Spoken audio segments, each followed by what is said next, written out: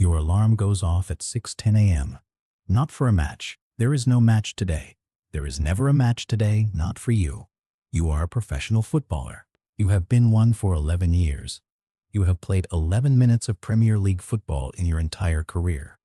What does everyone think this life looks like? Sold-out stadiums. Your name on the back of a shirt, chanted by 40,000 people. A car that costs more than your parents' house. That is the life people imagine when they hear professional footballer. That is the life your number one lives. You live a different one. You train every single day like the match depends on you. It never does.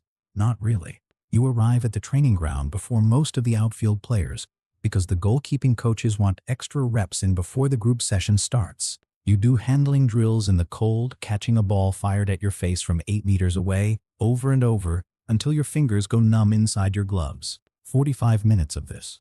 Then the group session. Then more goalkeeper-specific work after everyone else has gone home to ice baths and PlayStations. You do this Monday. You do this Tuesday. You do this every day of the season. And on Saturday, you sit on a bench in a full tracksuit, unused substitute, number 13 on your back, and you watch someone else do the job you have trained your entire adult life to do. How much does this pay? Here is the number nobody says out loud. A Premier League backup goalkeeper can earn anywhere from £15,000 to £60,000 a week depending on the club and your reputation. That sounds enormous. It is enormous. But do the math on what it is actually paying for. It is not paying you to play. It is paying you to be ready to play every single day for a moment that statistically will almost never come. Your own goalkeeping coach admits it in private. The job of a backup keeper is to make the number one better in training and to be insurance in case of injury. That is the entire job description. Insurance. You are a policy that the club hopes never has to pay out. What does this actually cost you? It costs you certainty. Every summer, your agent's phone rings with the same question from journalists. Will you finally get a move where you play? You have heard this question 11 times. You have answered it 11 times, always some version of, I'm happy here. I'm ready when called upon. What you don't say is that you have started to wonder if ready is the only verb your career will ever use. It costs you your identity in rooms you don't expect. Meet someone at a wedding. Tell them you play for a Premier League club, and their eyes light up. Then they ask which position, and you say goalkeeper, and their next question is always the same. Oh, are you the one who plays? You have a 4-second answer prepared. You give it without flinching. You have given it so many times it barely stings anymore. Barely. It costs you the thing training is supposed to build. Confidence under pressure. Because you rarely get tested where it counts. You can make 40 flawless saves a week in training and still not really know, whether your body will hold under 60, 0-0-0-0 and a striker one-on-one in the 89th minute of a cup final. Some backup keepers go their entire careers without ever finding out. That uncertainty does not fade. It just gets buried under routine. And here is the part nobody warns you about when you sign your first professional contract at 19. The psychological toll of being perpetually ready and perpetually unused. Sports psychologists who work inside football academies say this exact role produces a specific and measurable kind of frustration, higher than players who simply aren't good enough because you know you are good enough. You proved it in youth football. You proved it in loan spells. You are not sitting on this bench because you lack the talent. You are sitting on this bench because one specific person is ahead of you, and that person is 31 and shows no signs of slowing down. Some weeks, the hardest 90 minutes of your job happen entirely on the bench.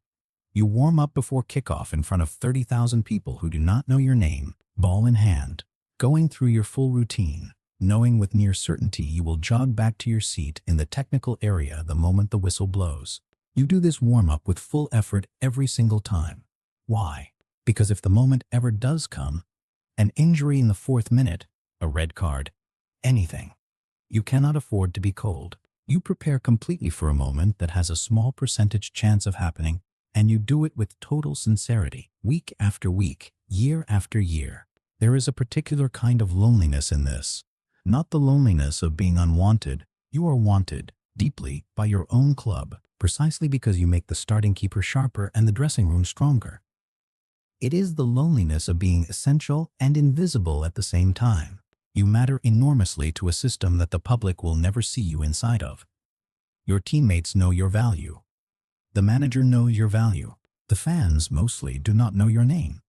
So what keeps you doing this? Here is the real answer, the one that took years to arrive at honestly. It is not delusion. Most backup keepers know exactly how the odds work. It is something closer to faith combined with professionalism.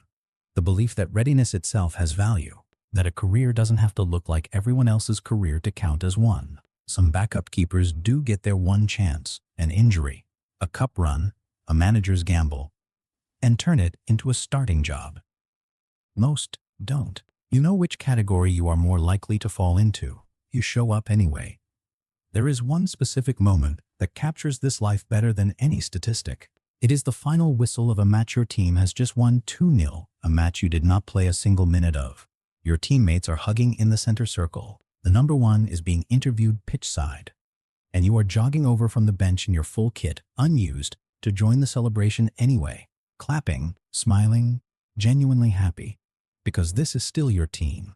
Your win, your season, even though your gloves stayed clean and cold in your bag the entire 90 minutes. What does this life reveal underneath all of it? It reveals something most people never have to test in themselves. What you are willing to give to something that may never give you the one thing you actually want. Not everyone could do this. Most people need proof, need the applause, need the scoreboard to say their name meant something today. You have built an entire career on being ready for a moment that might not come and choosing every single morning at 6:10 a.m. to prepare for it anyway. Your alarm goes off at 6:10 a.m. There is no match today.